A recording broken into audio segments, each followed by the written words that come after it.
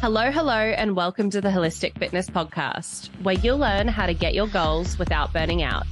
I'm your host, Laurie, and this show isn't just about movement and nutrition. You probably already know that exercise and nutrition is important for your mental and physical health and well-being.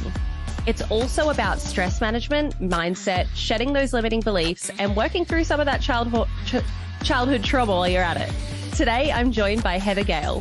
Heather is an embodiment facilitator and coach, spiritual guide, and author who has dedicated her life to helping individuals reconnect with their inner wisdom and innate power. Heather seamlessly weaves together ancient wisdom and modern techniques to offer a transformative approach that has touched the lives of countless individuals. Through her honest, compassionate guidance, clients have unlocked their potential, overcome challenges, and embarked on journeys of profound self-discovery. Hello, Heather. How are you this morning? Hey, Laurie. I am great. Thank you for asking.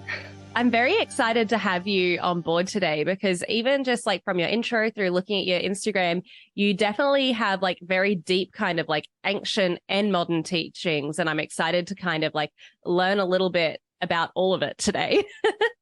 Yeah, let's get into it. Yeah, well, I like to start these podcasts by asking, how did you get into it? I feel like whenever we get on a journey of like helping others in this very specific way, there's always some context. So give me the backstory I need to know to why you help people in the way you do today. Yeah. So, I started out like not having a healthy relationship with my body, like I believe a lot of women do. And I was really realizing, wow, like I need to love myself more. Yeah.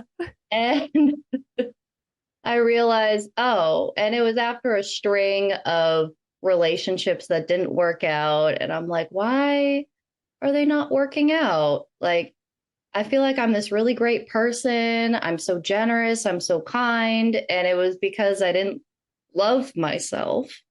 And I'm like, I have all of these body image issues.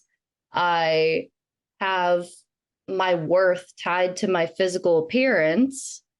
And so I really needed to deconstruct that. And I found that a lot of the stuff that was out there was very surface level and kind of like, just accept yourself the way you are, love yourself. And it's like so much deeper than that. And, it's not just mindset, spirituality, or the physical body or your energy. Like it's all of it. Everything touches everything. And so I started out as what I called a holistic self-love coach. And then I realized, people keep coming to me for body image insecurities. Well, let's get into that then. Yes. And from there, I tweaked, test, polished. I came up with a method to help people because I realized so much of the reason why we have body image issues that people don't really talk about is because we're so disconnected from our bodies.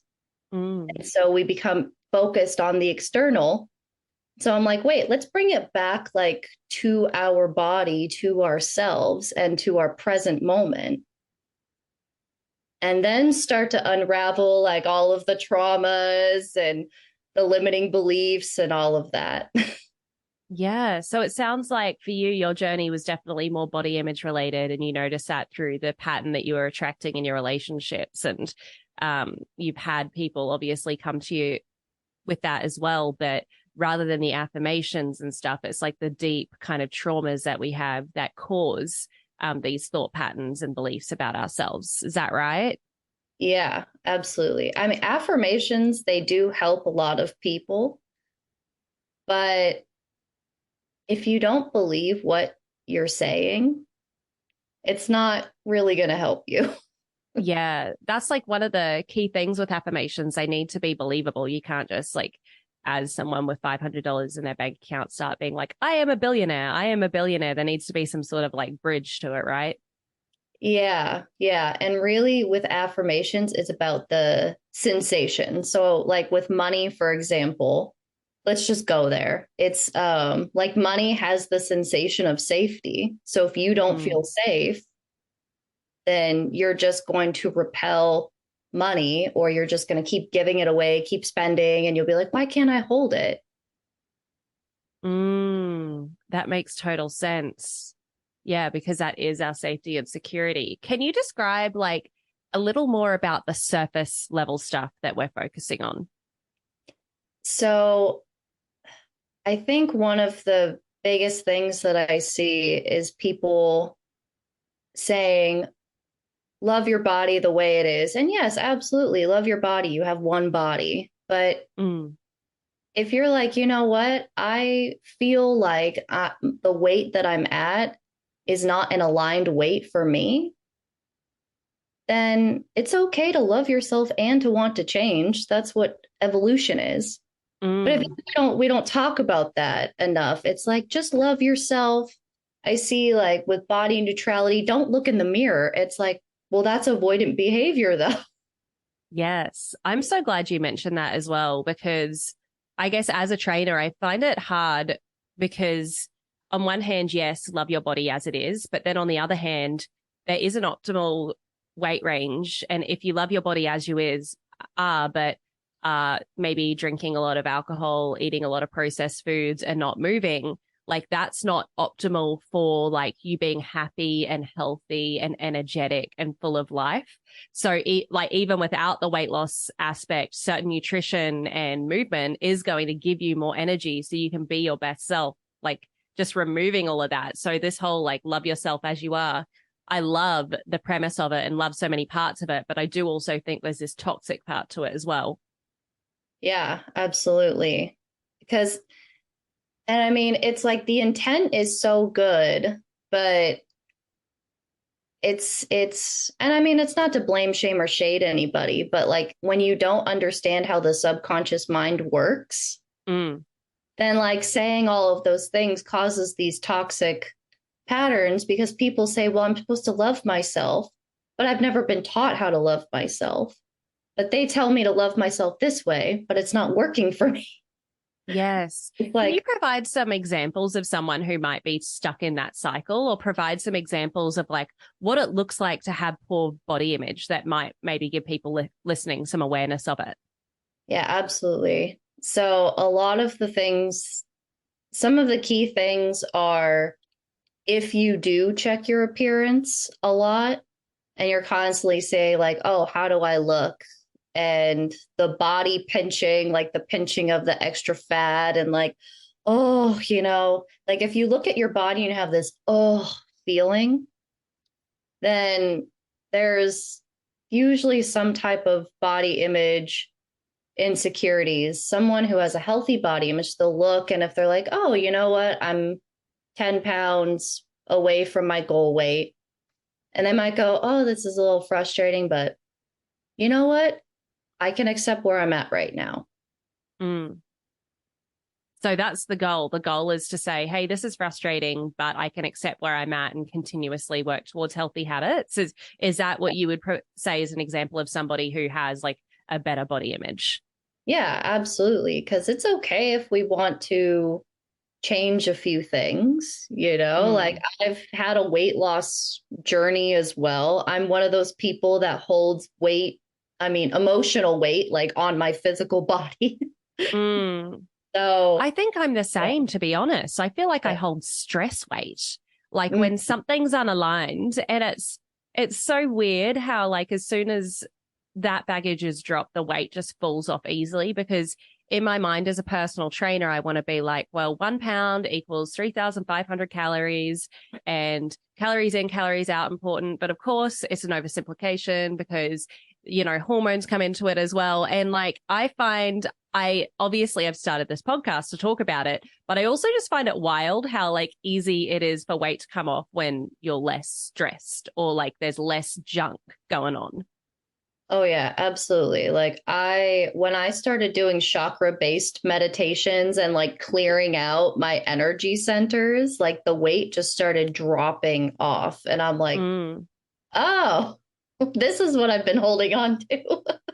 Yes, like you're literally holding on to your emotional baggage in the physical body. Tell me more about your method. I know you talk about it a lot in your book, like, and you kind of alluded to limiting beliefs, chakra meditation. So how does this kind of like ancient and modern stuff come together to become your best self? So in my method, embodied expression, what we start with, there's three phases. And I'll name the three phases and then kind of describe them. So the first phase is safety and support. And the second phase is rebirth. And the third phase is honor and sovereignty. So with safety and support, it's about coming back to our bodies. Like I said, most of us are kind of just like floating heads, walking around, like, let me absorb all this knowledge and focus on the outside world and my external appearance. And so it's really about coming back to your body, being like, oh, my body is a sanctuary. It's a safe haven. Like, it's okay for me to be here, and really connect with that while also, so that's like the root chakra stuff, getting really safe, but then also feeling supported by opening up. I mean, there's so much to say about having faith, whatever you believe in, whether you believe in chakras, God, universe, like whatever it is that you want to say, having faith helps us feel supported. It helps us feel guided. Like it helps us not feel lost. And so we kind of open up those channels a little bit, as well as with the third eye. Everyone says it's your vision and your dream, and absolutely. But what a vision gives you is hope. It gives you direction. It gives you clarity. It gives you expansion. So we work on like feeling safe and being in that expansive energy. And that kind of primes you for rebirth, where we work with the sacral and the throat chakras. So we get into the deep shadow work of clearing out the traumas, the limiting beliefs, like where did these body image insecurities come from? I mean, this method works whether or not you want to do body image, which is why it's so amazing. But like where did all of these things come from? And that's like the sacral chakra, the emotions, working with your emotions in a healthy way. And with the throat chakra, it's about your truth, your authenticity, your authentic self. So you're shedding the old layers and like coming more into yourself. And then with honor and sovereignty, it's really focusing on honoring and worshiping yourself, your life, really saying, you know what, this is my life. I choose it. I'm not going to give my power away. This is where like, I call it healthy discipline comes in. And it's like, okay, what are the things that are actually aligned with me and what I want to do? Let's have those habits, call it in. And yeah, really just being I call it the co-collaborator of your life, because you're talking about you're a co-collaborator with the universe, God, right? And yeah. I love that. I love that you really work through the chakra system in a way that makes sense. And it's so funny, even without you explaining it, as you mentioned, the three things like the safety and stability, rebirth, and then honor system. I'm thinking, root chakra, sacral chakra, solar plexus. Like that's what it felt like. And just now listening to all of that, I find it crazy how the chakra system is actually quite similar to Maslow's triangle. I'm just realizing it right now. You think about, so Maslow's triangle, for folks who don't know, you may have studied it in just like high school psychology or college psychology. It's like you need to have like yourself safety kind of met before you kind of move on to your relationships and eventually get to that self-actualization, which is like the privilege of being able to like be whoever you want. And it's so funny going through your system, which is like the more spiritual kind of centers, like the energy centers of your body, how like there's this modern and kind of, I studied yoga. So the chakra systems have been worked with for thousands of years. Yes. Yeah, definitely. And I mean, what I do too is like one of the things that I find so fascinating when I was studying, just studying in general, because that's how I am. The like nervous system work that we talk about, the science-based stuff, a lot of it actually correlates with the chakra work that we do. But it's, the nervous system focuses on the body and the mind, and the chakras focus more on the soul and energy. So they all kind of play into each other. Yeah, exactly. That's so interesting. When you were talking about the honor work, you said something about like healthy discipline. So what does healthy discipline look like to an individual, like when like working towards whatever their dream is? So I think one of the biggest myths that we have about discipline is that if we're not doing the things we say we do, we don't have discipline. Because I believe there's healthy discipline and unhealthy discipline. Like you are as disciplined in your unhealthy habits as you are in your healthy habits, because they're all just practices, patterns, behaviors. And so one of the things that I do is I have my clients create a schedule. So first we go through their core values. What are your 5 core values? And then it's like, okay, how do you want your day to look based off of your core values? And each activity that you do, how does it reflect a core value? So for example, one of my core values is devotion. So for me, when I exercise, I'm a Pilates person.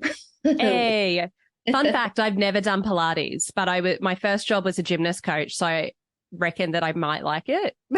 It's really good. I'm actually a certified mat Pilates instructor. I love that. Sorry to disrupt your whole line of things, but that's always a fun fact that people are surprised by. They're like, really? You haven't tried Pilates before? I'm like, no, never. I love it. I love it. Yeah. We're on core values. Yes, core values. Thank you. So one of my core values is devotion. And I mean, there's sub values that go underneath that, like faith and worship and all these different things. Well, when I do my workouts, I am like embodying my core value of devotion because I'm devoted to me. I'm devoted to my health. Yeah. I found understanding my core values personally game changing for all of the choices I made. But it took me like going to a cognitive behavioral therapist and a few sessions to really figure it out and then figure out what that meant. In your process, or like if for someone listening, like how do you think they would begin to figure out what their core values are?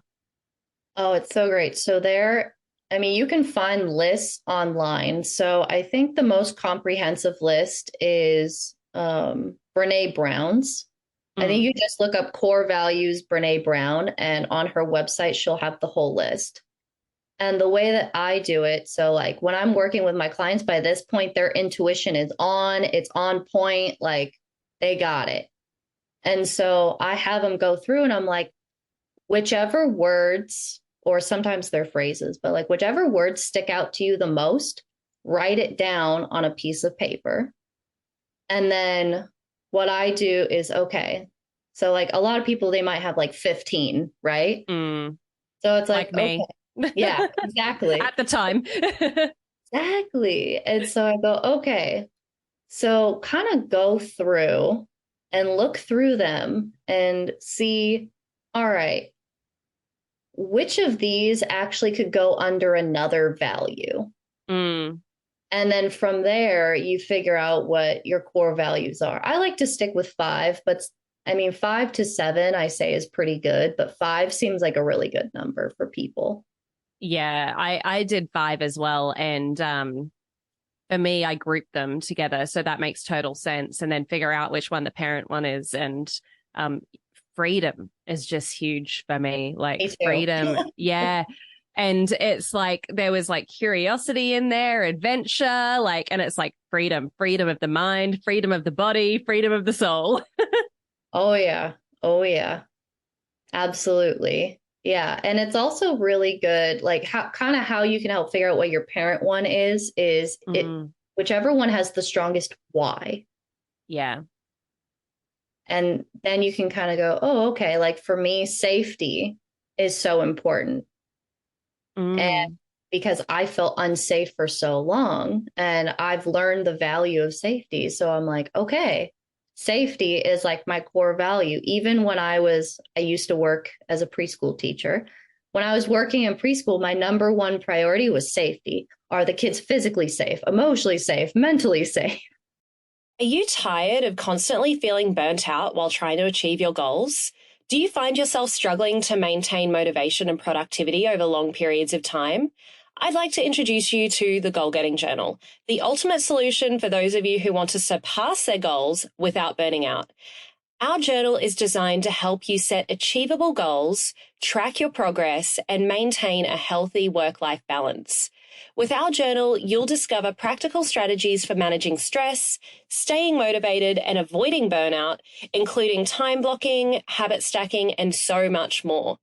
You'll also learn how to prioritize your tasks and maximize your productivity so you can get more done in less time. The Goal Getting Journal is perfect for anyone who wants to achieve their goals without sacrificing their mental health and well-being.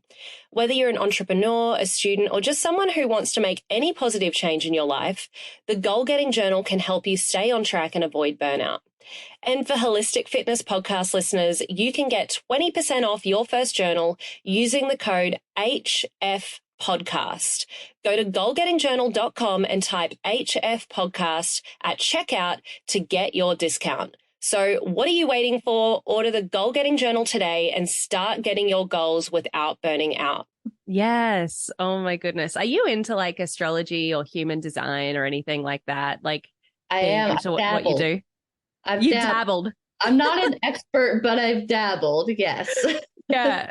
I don't know. Are you like a lot of water energy or earth energy? Actually, yeah. Well, it's funny. So my sun sign is a Sagittarius. But like when you go like deeper into my chart, I actually have even amounts of air and water. So it's like combining the intellectual and the emotional. Oh my goodness. You and I are so similar. So my sun is Libra, my moon is Gemini, my rising is Gemini, so all air. But then once we get to the inner, my moon's Gemini. Hey, there we go. We're chatting on a podcast. But then once you get into the inner planets, it's Scorpio, Cancer. So I'm equal air and equal water as well. It's a battle in the mind. No, I get that. Like the Mercury and Scorpio thing is so, I have that. It's so real. Same. Because you're like, you combine like emotions with intellect and people don't quite get it. And you're like, no. Yeah, and it's a constant battle inside of yourself because you're like, emotionally, here's the answer, but logically, here's the answer. And then it's like, also logically, I know I should be getting into my body rather than being in my head. It's like, it's a whole thing. Yeah. And then like the moon sign is your emotions. And so there's the intellect there. For me, my, Venus is in Aquarius. So it's like the relationships is in like an intellectual sign. So it's yes, that would be, I mean, I'm pretty sure my fiance, he's an Aquarius Venus. Yeah, which I love. Not compatible, like a lot of squares between us because my Venus is in Scorpio. So I am so glad that men typically, this is a generalization, men typically aren't into astrology in the way that women typically are because they'd look at my chart and be like, she's batshit crazy. So it's like all that Gemini and Scorpio. Nope. Oh my God. Yeah. And my brother has Gemini and Scorpio too. And yeah, he's a wild one. It's good, but he's a wild one. Hence the freedom. Yeah. But in all seriousness, this is just like another tool for people to analyze themselves. And I'm curious about, you mentioned by the time that people get to the core value work, their intuition is quite tapped in. I personally think intuition is really important and we're so much in our heads that it's hard to get in there. So in such a busy lifestyle, how do you get people to kind of get into their intuition a bit more? So the interesting thing is most people have emotional intuition. Mm. I can't, it's like over, especially women. Oh my gosh. Like women, we all have different intuitive gifts. Like there's four main different types of intuition. There's claircognizance, which is just the knowing, like, oh, I know that this is gonna, not in like a paranoid way, right? But in like oh, I know that there's something not right about this. Or I know I need to go left instead of right, and I don't know why. And which is like one of the hardest ones because there's no like proof to back anything up. Yes. You have to trust. That's one of mine. So I'm like, oh yeah, I get it. It's challenging. And then there's flare audience where like you can hear voices, not like you're crazy, but like you'll hear a voice like stop, don't go there, or wow, that would be wild. I know. It's so wild. And then there's oh my God, clairvoyance. I almost forgot what it was called. The main one we hear about, clairvoyance. Where you'll see like images, but a lot of the time the images won't be exactly what's going to happen. It'll be symbolic of something. Like I know someone who she did a visualization, and the only thing that she saw during the visualization was texture. And she was like, what does that mean? I'm like, I guess that means you need to start exploring different textures and touch. And there's something in it, maybe taste and the texture of food. Like there's something in there. I don't know. It's up for you to explore. And the fourth one, which is the most common, is clairsentience. And this is the emotional based one. And we feel it like in our bodies. And so many women are cut off from their intuition because they're cut off from their physical bodies and like being in the present moment. And so when we start to connect more to our body and we start to work with our emotions and recognize them as what they are, which is messengers, like they're not here to hurt us. They're not going to consume us. And we just work through the wave of that. Then our intuition starts to come more online. We start to figure out what's a yes and what's a no. And I wish I could be like, it's so hard when you're general because people have very specific intuitive types. Like me, I'm mostly the claircognizance, the knowing, and the sentience. Yeah. But like when I'm receiving like messages from the divine, getting spiritual here, like I hear voices. But my intuition doesn't talk to me like that unless I specifically ask it to. Yes.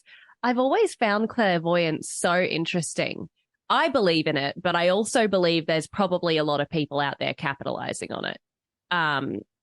And the only reason I do believe in it is because I've seen a lady twice in New Zealand, and she has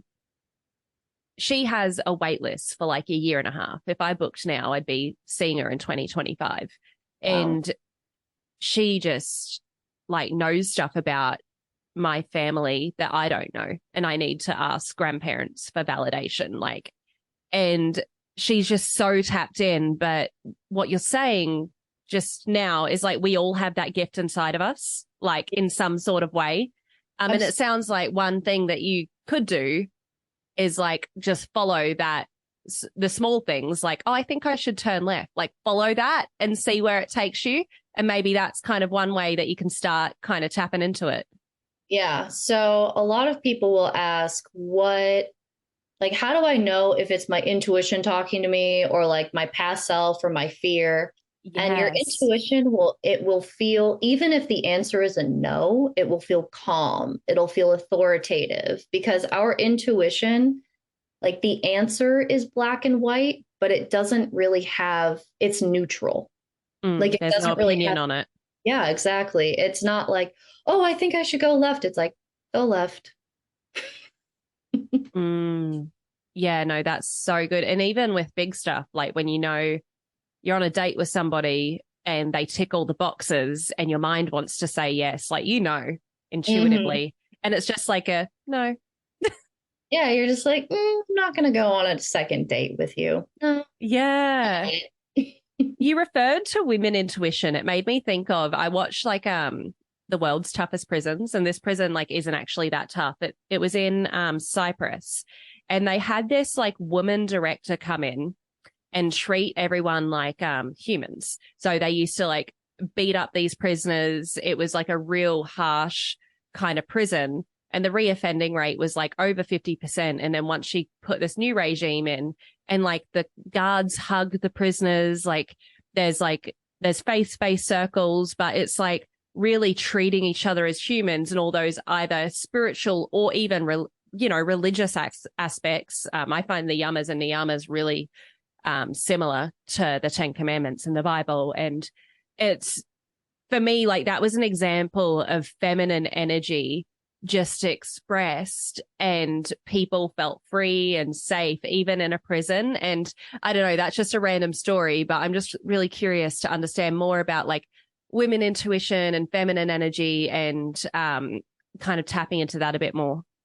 Oh, absolutely. So, I mean, this might be kind of controversial, but a lot of women, they say, oh, I need to tap more into my feminine energy. And they might be hyper masculinized for sure. But if you're born a woman in a female body, then you don't need to tap into your feminine energy more.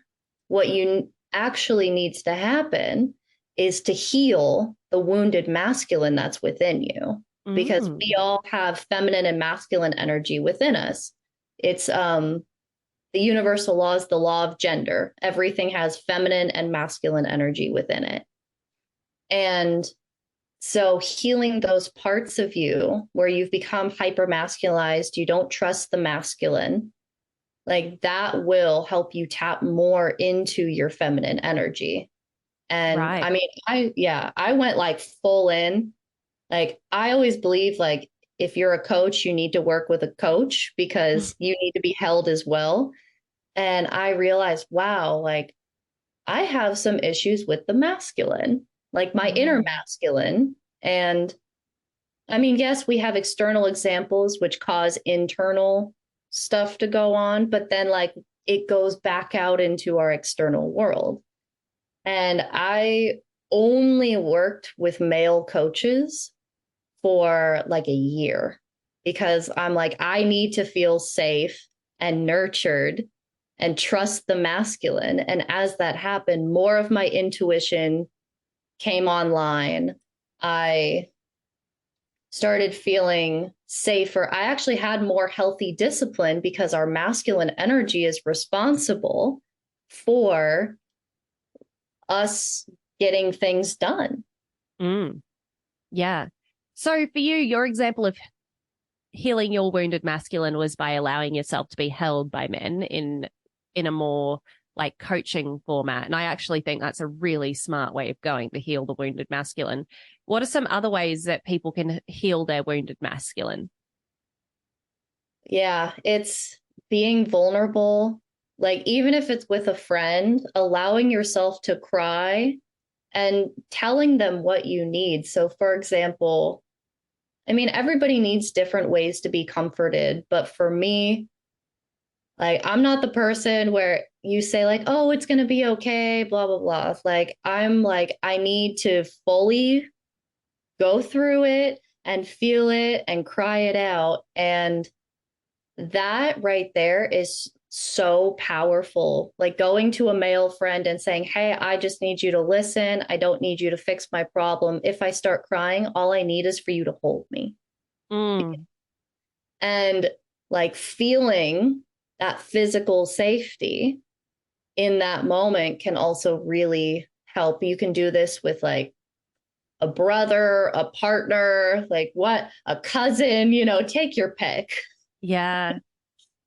It is hard to kind of get that experience from a man. If I think about like the men in my life, apart from my fiance, which he's just awesome at this sort of stuff, but my previous experience with men was like always trying to fix a problem, not much patience to see you cry.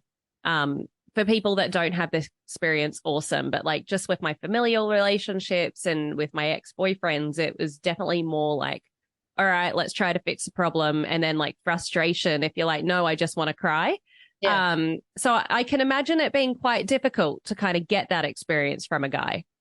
The thing is, so, I mean, society is very imbalanced, but that's kind of where you need to come in and say, this is exactly what I want, because masculine energy is actually devoted to the desires of the feminine. Yeah.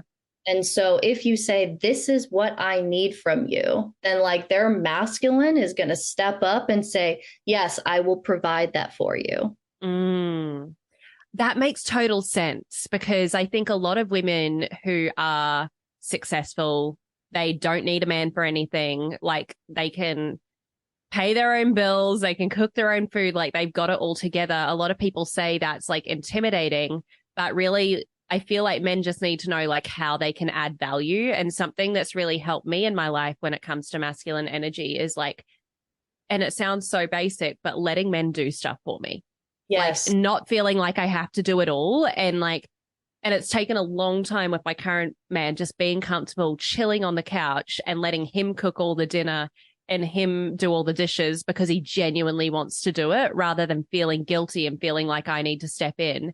And that has been a game changer for me, just like letting men care for you. Yes. Yeah. Because we like get taught that we can't trust men. There's so many examples, but how you start trusting a man is by letting him take care of you, letting him nurture you.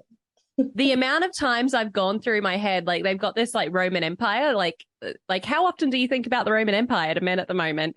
And they're like, I wonder what the girl version is. It's like figuring out how you're going to get out of something if you're going to get assaulted. Like that's what I think on a weekly basis. I'm like, all right, so we're going to do a jab, we're going to do a kick, we're going to like, like I think about that sort of stuff rather than just trusting. I feel like that's a female version of the Roman Empire, in my opinion. Yeah. I mean, I've definitely had those thoughts of like, you know, because you're like, oh, someone's walking behind me. You're like, oh, okay, well, if they try to like attack me, oh, I have my keys, I can put them between my knuckles and like, okay, we're going to be good. Exactly. And that's an example of not trusting men. We are coming to a close here, so I really want to learn more about your book, Embodied Expression. So tell me more about like stuff that you want to share that's in that book that we haven't talked about today. Oh, yeah. So I talk a little bit about my journey in the beginning of how I got into the work.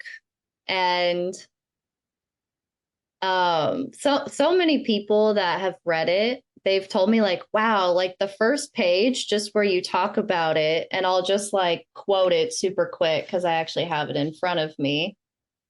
But yeah, so basically like I've saw how I really got into the work was I saw this video from a life coach and who I'm like still in spaces with because he's amazing. And so he was talking about like how he thought his ex broke his heart, but in actuality, she broke the wall that he had placed around his heart. And so once that wall was broken, he was able to receive his wife. And so like, this is the line that people love the most. But because I say, how can I love myself at the beginning? Right. And I say, but more importantly, I had my answer. It wasn't about loving myself more. It was about breaking the wall around my heart so my love was no longer trapped inside me. Hey, Holistic Fitness fam, a quick message from one of our sponsors, NED. As you all know, I recommend good nutrition, movement, and stress management practices before supplementing, so you know what type of supplementation that your body actually needs. For me, I supplement with very few products, but NED is one of them. I'm a type A, high energy, ambitious business girly with massive goals. And sometimes I honestly just need to chill out and relax a bit. I've found that both NED's de-stress and sleep blends fit in with my busy lifestyle and ambitious goals, but I was honestly not a big fan of CBD products before trying NED, mostly because of the culture surrounding weed. I just didn't want something that was going to alter my state of mind so that I became much less of a goal-getter or less ambitious. That was until I learned about full spectrum hemp and their benefits. NED blends are chock full of premium CBD and a full spectrum hemp of active cannabinoids. NED's full spectrum hemp oil nourishes the body's endocannabinoid system to offer functional support for stress, sleep, inflammation, and balance. These products are science-backed, nature-based solutions that offer an alternative to prescription and over-the-counter drugs. All of NED's full spectrum hemp oil is extracted from USDA certified organic hemp plants grown by an independent farmer named Jonathan in Colorado.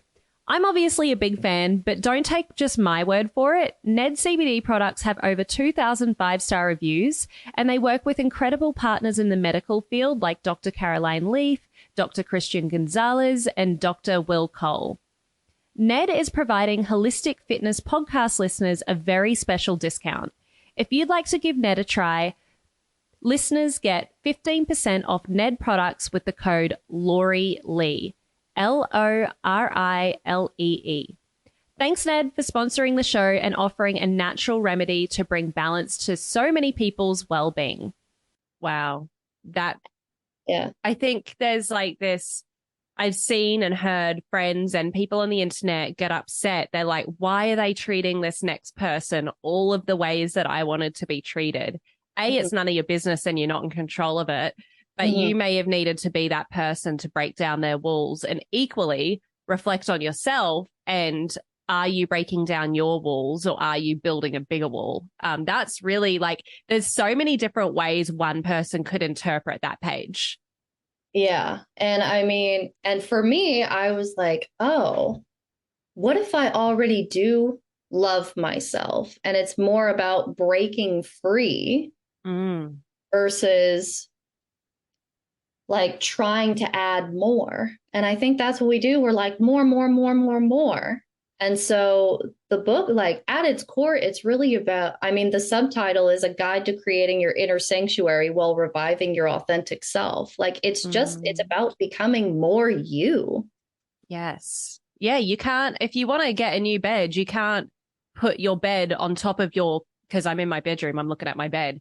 You can't put another bed on top of your bed. You have to get rid of the old bed to get the new bed. Like, so you can't always be adding more and more and more. You need to break free. Exactly. It's sometimes you need to like, so many of us have built our lives on shaky foundations. And so it's like, okay, like the people that come to me, I'm all, hey, there are things that you're doing that's working and that's great, but we're going to have to tear down like everything. Like we got to tear it down to the studs and like, let's really start this off from a new, like, forget the old foundation. Let's just move into a new house with, you know, a new foundation, good bones, all of that. Yeah. And define what's working, because if, let's just say you are extremely fit and healthy, but you've got body dysmorphia because of that, you don't have a great career, your relationships are not that great. I'm a big believer in like how you do one thing in your life is how you do everything in your life. So even with that thing that's working, from what foundation is that working? And is that what you truly want for yourself? Exactly. Yeah. Like for me, when it came to fitness, yeah, I mean, I was doing yoga every day. Like 5 of those days was vinyasa. I also did Ashtanga, and like, it wasn't like, yeah, I had like the yoga bod, but oh my God, I was so burnt out. And then there's a whole story of why I switched to Pilates. But one of the things that I love about it is like the way that they do the breath work in Pilates. It like lowers my cortisol. And I just feel so like, you know? And I had to rebuild like my fitness foundation completely. Yeah, I bet. And I think what people don't realize about yoga as well is like it's actually not that hard to become a yoga teacher. It's a 200-hour course, but the different yoga that I've experienced in Australia, New Zealand, and the US and Canada has all been so varied. And for me, it's about finding the right teacher that I want to learn from. But if you're new to it, and there's a whole, like, I can't stand teachers that touch my body without my consent. It's like, no, you've got to ask first. Like, there's just so many principles that I guess, like, I don't mean to sound pretentious, but that I learned in India about yoga because I studied in Rishikesh, so I don't see translated over here, and it really like grinds my gears sometimes. Because it's actually, I'm not sure about Pilates, but it's like, it's not that hard to become a yoga teacher. It's not that hard to be a personal trainer, to be honest, and it should be harder. And when you're dealing with the foundation of people's fitness, there's that internal kind of thing that you need to be aware of yourself and what foundation you're building, but also the mentors you're choosing is so important. Yeah. Yeah. I mean, I've actually talked to another yoga teacher, and in her training, they actually had a Pilates instructor come in to talk about the anatomy of Pilates. And she's like, I realized that people don't get anatomy training. And we did in India, but it was so surface level. Like, it was like, and you kind of have to trust everything the teacher's saying, even like going from like a closed hip to an open hip.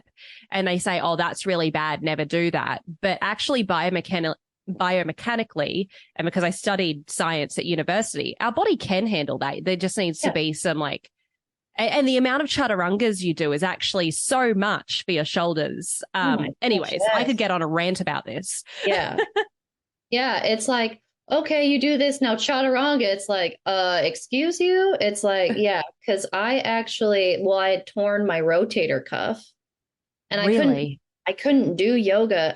It was a work injury, but I couldn't do yoga anymore. And because the chaturangas were killing me.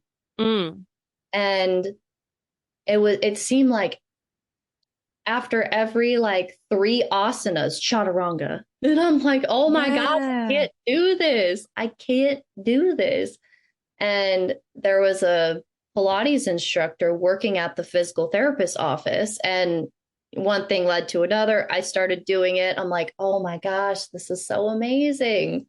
Because Pilates also works the micro muscles. So, which is like, I needed to strengthen the micro muscles and not stabilizers. Yeah. Yeah. That makes total sense. The best thing about being a yoga teacher, though, is that and hopefully people listening to this do realize, is if you do love yoga, don't want to switch to Pilates, it literally, people, like, everything's a suggestion. You can skip chaturangas. You don't have to go from chaturanga to up dog. You can just go to cobra the whole class if you want. Like, and I guess like once you do your teacher training, you've got this confidence that even if a teacher's never told me what to do really, apart from the touching without consent, which I just would never go back to that teacher. But yeah, it's you like, it is just a suggestion. If your shoulders are sore, don't do another chaturanga during that class. Yeah, exactly. Yeah. And I mean, with Pilates too, because it's like they always give modifications. Like I've like with yoga and with Pilates, there have been teachers that don't give modifications. And I'm like, why aren't you giving a modification? Like, that doesn't make it. Yeah. Because I also did bar instructing class, like got a few things up my belt. And that's one of the things. If your shoulders hurt, then do this. If you're feeling strong, do this, then do this. It's like, I feel like modifications are something that, especially hard postures, like crow or something, like if you're not comfortable, then stay in Malasana or something. Exactly. Yeah. And I mean, I've gone to a lot of the classes. I do a lot of stuff at home now because I found a fitness app that I just absolutely love. But like when I was going to classes, pre-COVID, like there were some teachers where they didn't ask beforehand, is there anyone that has any injuries? Which I'm like, I thought that was so weird. I'm like, wait, I thought every teacher, instructor asked if there's anyone with injuries. Mm. This is weird. Like, Yeah. They don't care about getting sued, obviously. It's 101. That's why you got insurance as an instructor. Mhm. Oh my goodness. I've really enjoyed just chatting to you today, Heather. Is there any piece of wisdom that, we haven't spoken about that you'd like to leave the listeners with today?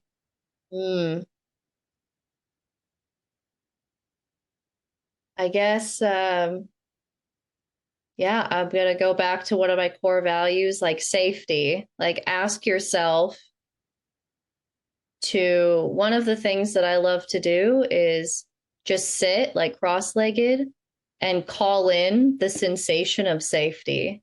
And so if anything, like try that, bring in this sensation of safety and see how it feels in your body and just breathe into it, like allow it to be in your body. And because safety is just so important, and I feel like it's so underrated. Exactly. It's a foundation from which we can grow from. Exactly. You got to root down to rise up. That's a good one. You do need to root down to rise up. Yeah, that's so true. Where I'm sure lots of people are interested in learning more about you. So how can we get in touch with you and how can we buy your book? All right. So my book, Embodied Expression, is on Amazon, available for purchase. And you can find me on Instagram. My handle is at I am Heather Gale, spelled Gale, and I answer my DMs myself. So you will be talking to me and not a robot or an assistant. I love that. Yeah, I answer any and all questions. I sometimes, like, it takes me a day or two to get back because Instagram files things really weird, but I will get back to you, I promise. That's awesome. No, definitely. And you should check out Heather's Instagram page. I do love the note about your spelling because my grandma is a Gale and there's 3 different ways of spelling Gale. There's Gail, Gayle, and then Gale. She's the Gale too. Yeah. Actually, there's 4. There's Gael. Oh, wow. Is that like Irish spelling? I think so. There's a college near where I live, and their mascot is the Gales, and it's spelled Gael. Wow. Geez, the more you know. It's been an absolute pleasure, Heather, having you here today. Thanks so much for joining the podcast. Yeah, thanks for having me on. No worries. And for everyone listening at home, whether you're cleaning the house, driving the car, or just chilling out, eat well, move well, breathe well. And until next time, keep shining.